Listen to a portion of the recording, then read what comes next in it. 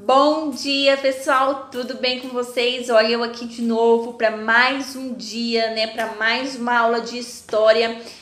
Conto com a presença de todos vocês e hoje a gente vai falar de um conteúdo muito bacana que vai ser sobre a Mesopotâmia, isso mesmo. Então vamos começar falando sobre a formação da região da Mesopotâmia, ok? Então, o que divide a pré-história da história? Hein, pessoal, vocês sabem o que divide a pré-história da história? Basicamente, quando a sociedade ela começa a se organizar, né, antes, né, na pré-história, vamos ter um maior período, né, onde as pessoas, os homens, são nômades. Lembra? Eles são caçadores e coletores. A partir do momento que eles começam a se organizar em sociedade, eles começam a se tornar sedentários, né? Eles não precisam ir buscar na natureza. Eles fazem uma transformação na natureza, com que essa natureza propicie para eles ali do lado, né? Então a agricultura é muito importante nesse sentido. Porém, mesmo assim, né, mesmo o homem se tornando sedentário, ainda tem um pedacinho ali de pré-história, há 5.000 anos antes de Cristo, né? Só que na Mesopotâmia, essa sociedade já começa a se organizar, né? Só que ainda surge um negócio muito importante que vai transformar isso, que é a invenção da escrita. Lembra? Que a gente até parou mais ou menos nesse assunto na aula passada.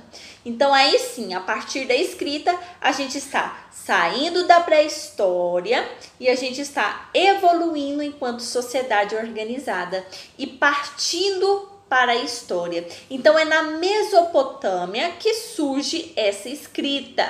Então a sociedade ela vai se organizando e a partir do momento que surge a escrita, a gente já vai ter a transformação da pré-história para a história. Foi um processo lento, foi um processo gradual, mas que ele aconteceu e que a partir daí é que chegamos na nossa sociedade atual. Agora, pessoal, por que Mesopotâmia? Por quê?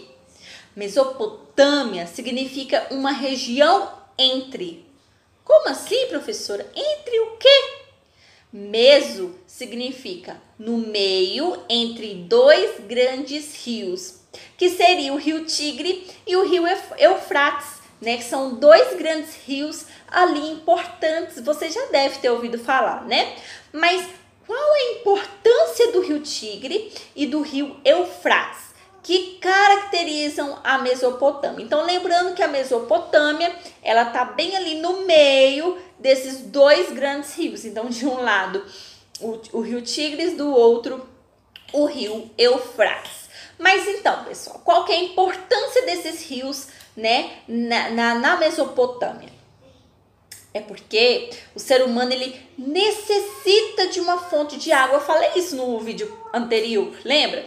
Que o ser humano ele sempre vai em busca de se fixar em um local que tenha água por perto, né? Então, o ser humano ele necessita de uma fonte de água para poder se organizar, né? Para ele ser sedentário, né? Ele precisa se localizar ali perto de água, onde tenha água.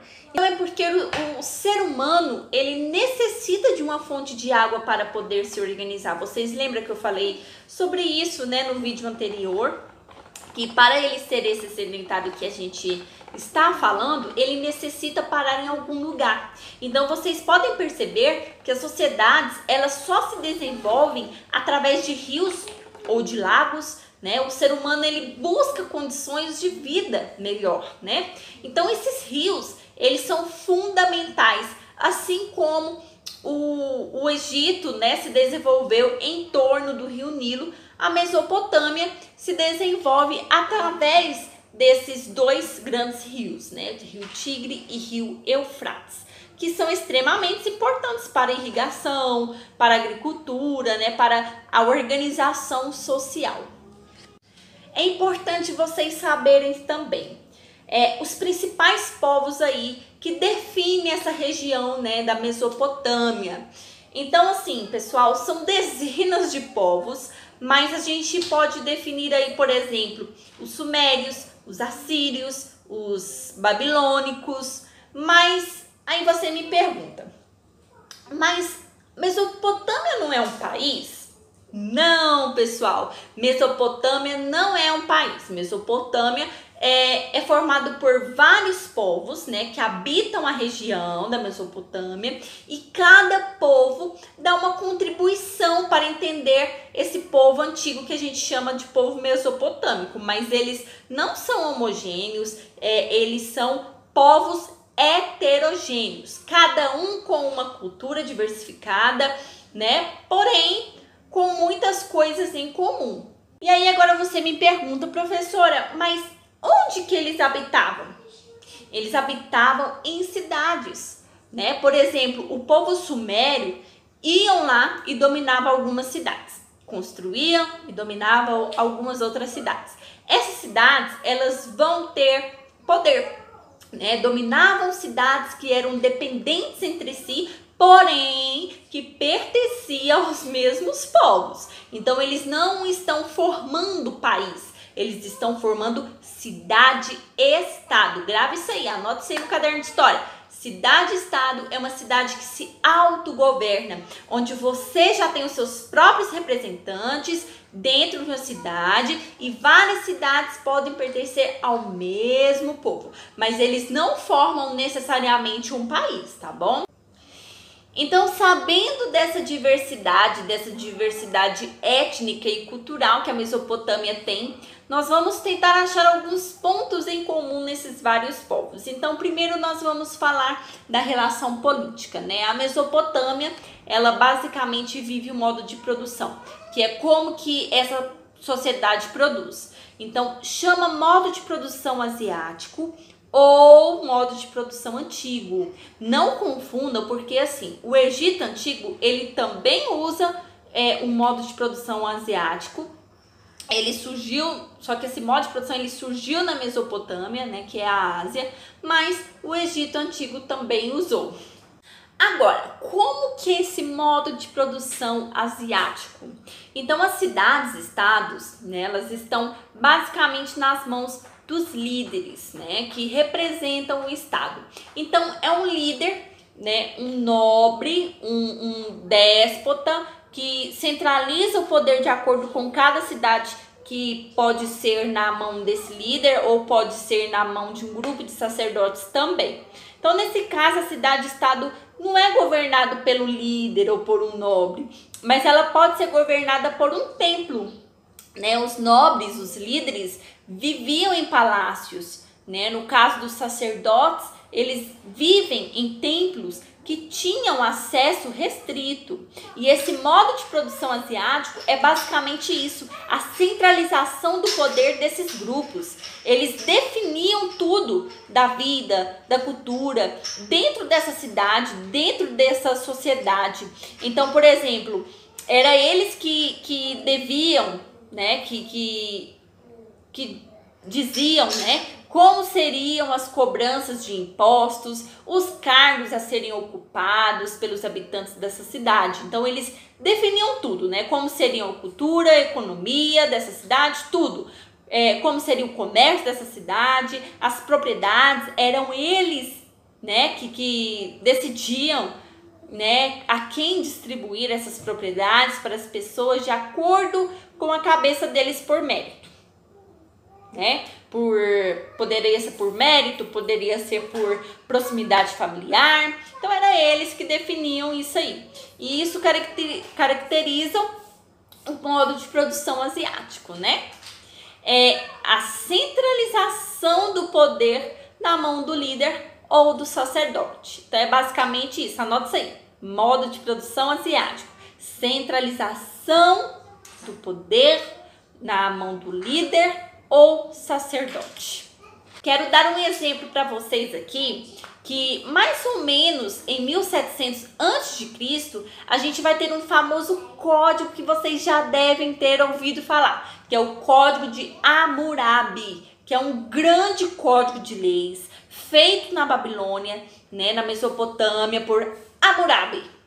né, por esse líder da Babilônia chamado Hammurabi, onde ele define quais que são as leis da sua sociedade aí dentro da Mesopotâmia. Então, é um código de Hammurabi, lá cravado nas pedras. Ele é baseado nas leis do talião, em linhas gerais significa retaliação. Basicamente, ele prega que a sua punição será proporcional ao seu crime. Então, por exemplo, o sujeito que brigou com a família, ele vai ter uma punição X. Se ele matou um membro da família, ele também merece a morte. Então, basicamente é isso, é o famoso olho por olho, dente por dente, né, em pé de igualdade. Então, o Código de Hammurabi, ele vai tratar basicamente assim tudo. São 282 leis dentro desse código, que vai falar de como essas sociedades se organizavam, né? Lembrando que o líder é o Hammurabi, né? Ele está no topo dessa pirâmide e eles definem como vai ser a economia, como vai ser a cobrança de impostos e o modo de produção asiático colocado em leis agora. Então, assim, basicamente é isso, é o modo de produção asiático, mas agora em leis, né? A economia da Mesopotâmia. Então, como é que é? A sociedade, ela tem que se organizar em terras férteis, né? Vocês concordam comigo? Se eles querem ser povos sedentários, eles precisam, primeira coisa, estar num lugar onde tenha água, onde tenha rio perto e ter terras férteis, né? Então, depende muito dos rios, né? Vai depender muito na Mesopotâmia dos rios Tigres e do rio Eufrates, tá? A maior parte da sociedade, as mais famosas, elas vão se organizar ao longo do rio Eufrates, porque é um rio mais volumoso, né, do que o rio Tigre. Eles são muito dependentes desses dois rios, né? Os povos da Mesopotâmia é muito dependente desses dois rios. Então, o pessoal se organizam mais no sul, né? A gente vai chamar de Baixa Mesopotâmia, e as sociedades, elas vão se desenvolver um pouco maior por conta do volume de água, né, das terras mais férteis, né, e a economia, ela vai se basear na agricultura, principalmente o trigo e a cevada. A base de alimentação desses povos vinham do trigo, né? O trigo, a cevada, mas eles também criavam animais como gado, jegues, criavam ganso, patos, cabras e por aí vai. E as ferramentas de trabalho eram muito rudimentares. Eles dependiam muito do rio, mas as ferramentas de trabalho eram muito rudimentares, né? Inicialmente, a gente vai ter o arado, que é muito importante, a gente vai falar sobre ele. Agora, como que era o comércio, né? O comércio inicialmente era feito à base de troca, de acordo com a necessidade de cada comerciante, de cada cidade, estado, né? Então, por exemplo, uma cidade-estado produz cevada, ela troca com uma outra cidade, né, com outra cidade e estado por trigo. Também havia troca de produtos agrícolas por seda ou por metais, por exemplo. Isso inicialmente porque depois desse comércio começa a se estender mais. Então logo começa a surgir a ideia de uma moeda, né, como eu tinha falado para vocês, para dar um valor maior a esses produtos que eram comercializados, né? Então essa moeda, ela não é necessariamente igual a essa que nós conhecemos hoje, né? Era uma moeda que poderia ser feita de uma rocha e depois até de metais, para poder dar um valor assim um pouco maior ao produto. Por que que o comércio é importante, né? Porque muito do desenvolvimento das regiões ao longo da história vem do comércio, né? A sociedade se desenvolve muito através de trocas de informações. Eu quero falar sobre um assunto muito importante, que é a formação dos diques. Ai, professora, o que é isso, diques? Então, assim, as sociedades mesopotâmicas, elas dependem muito dos diques. Diques são dutos ou muros que vão proteger a cidade das cheias dos rios, né? lembra que a Mesopotâmia significa entre os rios Tigre e Eufrates? Então, principalmente o Eufrates, né, que eu falei para vocês que é muito volumoso, que tem uma cheia um pouco mais violenta do que o rio Tigre. Então, eles construíram, né, diques, né, que são dutos, que vão proteger a cidade. Também vai ajudar na irrigação das plantações, né? Ou seja, eles conseguiram trazer a natureza a favor deles. A sociedade mesopotâmica dependem muito dos diques para sua proteção e dependem também para a irrigação, para a sua sobrevivência. Então, eles foram muito espertos. Agora, as características da Mesopotâmia, né? Então, vamos lá. Arado, dique, né, para proteger da cheia e também irrigar as plantações.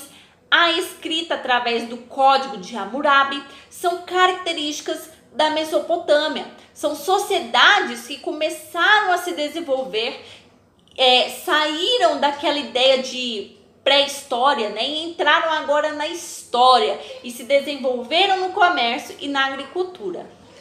Agora, professora, como que era a escrita na Mesopotâmia? Pessoal, inicialmente, né, vai ser uma escrita cuneiforme, né, ou também ideográfica, né, pequenos desenhos que vão representar ideias. Por exemplo, respeito ao mais velho. Aí, então, você vai ter, por exemplo, um senhor, né, mais velho desenhado com um menino mais novo abaixo do mais velho. Então, isso é uma escrita ideográfica ou cuneiforme. Ela representa uma ideia. O Código de Hammurabi é tudo dessas escritas aí, pessoal, que eu acabei de explicar para vocês. Depois, dentro da Mesopotâmia, a gente já tem um avanço, né? Começa a surgir a escrita fonética, né? Onde cada caractere representa um som, que é a fonética. Como que é a arte na Mesopotâmia? Então, a grande parte dos artistas ou grande parte da arte produzida na Mesopotâmia estava atrelado ao Estado, né? Os artesãos e artistas, eles eram sempre colocados ali para poder trabalhar pelo Estado. Seu cargo, seu ofício era principalmente de autoria do Estado. Então, geralmente, as representações artísticas, elas são feitas com líderes religiosos ou invocando a religião deles, né? Ou simplesmente os líderes políticos lembrando da centralização do Estado, lembrando o povo de quem que manda. E essas artes, elas eram feitas geralmente nos templos, nos palácios ou em muros. Agora vamos falar um pouquinho da arquitetura da Mesopotâmia. Então, é uma arquitetura bem grande, tá, pessoal? As características da arquitetura bem grande. A arquitetura egípcia, ela pegou muito da arquitetura mesopotâmica. Geralmente ela é bem quadrada, sabe? Os monumentos são bem quadrados e eles são grandes. Eles não chegam a ser gigantescos como no Egito, né? No Egito antigo. Então, na Mesopotâmia não chega a ser tão grande como as estruturas do Egito, mas eles são bem grandes, com prédios com mais de 4 andares. Então, os babilônicos, eles gostavam muito dessa arquitetura e eles costumavam fazer os famosos jardins suspensos. Eu acho que vocês já ouviram falar disso, que basicamente é uma estrutura em cima da outra, né? Uma estrutura em cima dessa estrutura e aí vai. E eles iam colocando alguns jardins. Mais um andar e mais jardim. Mais um andar e mais jardim. Então dava até meio que uma ilusão, pois a região ali era uma região árida. Então quem visse de longe algumas arquiteturas babilônicas, né, na verdade confundia o monumento, que era quase da cor do solo, e acabava vendo basicamente os jardins uns por cima dos outros, e aí dava aquela impressão que estivesse flutuando. Então, as grandes obras públicas, né, são ligadas ao Estado, que é também uma demonstração de poder. Então, assim, pessoal, os mesopotâmicos, eles tinham um bom conhecimento em astronomia, né? Então, eles tinham conhecimento em matemática, o que é muito importante, pois eles tinham trabalho com o comércio, né? Eles tinham um conhecimento rudimentar, né? Mesmo que rudimentar, em medicina. Então, existia um pequeno estudo sobre as plantas medicinais para curar certos tipos de doenças, né? Mas, porém, ainda era bem na base do achismo. Mas mostra que eles estão preocupados com esse tipo de organização. E isso é muito importante. A religião na Mesopotâmia. Então, em geral, ela é politeísta. O que é isso, professora? Eles cultuam vários deuses. Então, eles tinham deuses diversos, como, por exemplo, o deus Sol, o deus Lua, né? Eles tinham essa diversidade religiosa, como também a diversidade cultural. Então eles tinham essa ideia de colocar um deus para cada coisa, por exemplo, o deus da colheita, o deus da cheia, o deus da guerra. Eles cultuavam muitos deuses ligados também a animais, né? Eles tinham estatuetas de cabra, de bode, de carneiros, né? Lembrando que os sacerdotes, eles tinham o domínio dessa religião. E os sacerdotes, em alguns casos, ele representa o Estado. Lembra que a gente falou sobre isso? Então você lembra que o Estado é representado ou por um líder ou por um grupo de sacerdotes nos templos. Então a religião já é colocada como objeto de dominação de alguém, do homem pelo próprio homem.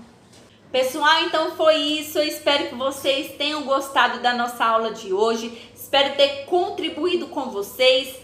Espero também que vocês tenham feito aí as anotações. E é isso. Foi muito bom hoje estar compartilhando sobre os conhecimentos, né, da Mesopotâmia. E fiquem com Deus e até a próxima aula. Tchau!